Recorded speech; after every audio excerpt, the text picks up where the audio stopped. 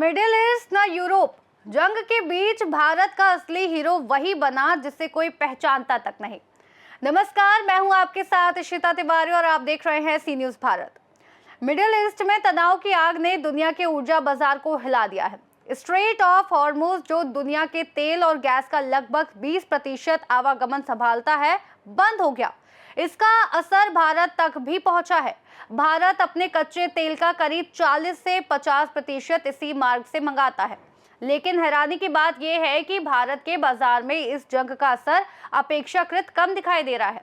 इसकी वजह है भारत की तगड़ी कूटनीति और छोटी छोटी अनजान देशों के साथ किए गए अप्रत्याशित कदम।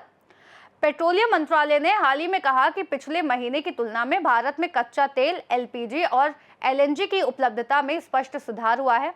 अधिकारी बताते हैं कि भारत ने कच्चे तेल और गैस की सोर्सिंग में विविधता लाई है, ताकि हॉर्मुज में रुकावटें आने के बावजूद ऊर्जा की आपूर्ति बनी रहे।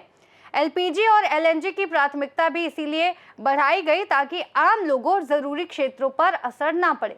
लेकिन सवाल उठता है कि अगर स्ट्रेट ऑफ हॉर्मुज से भारत को बड़ी मदद नहीं मिल पा रही, तो आखिर कौन से देश से आ रही है ऊर्जा और कितनी बड़ी आपूर्ति? तो चलिए ये भी बताते हैं। कच्चा तेल भारत रोजाना 5.5 से 5.56 मिलियन बैरल आयात करता है। जंग से पहले इसका 40 से 45% हिस्सा हॉर्मुज से आता था। एलपीजी भारत की सालाना 31 मिलियन टन की मांग का लगभग 60% आयात के जरिए पूरा होता है। पहले ये 90% हॉर्मुज से आता था, लेकिन अब भारत अमेरिका, रूस, कनाडा, नॉर्वे और पश्चिम अफ्रीका के देशों नाइजीरिया, एल्जीरिया, घाना, कांगो और अंगोला से भी सप्लाई पा रहा है। इस वक्त भारत की सऊदी और यूएई ने भी मदद की।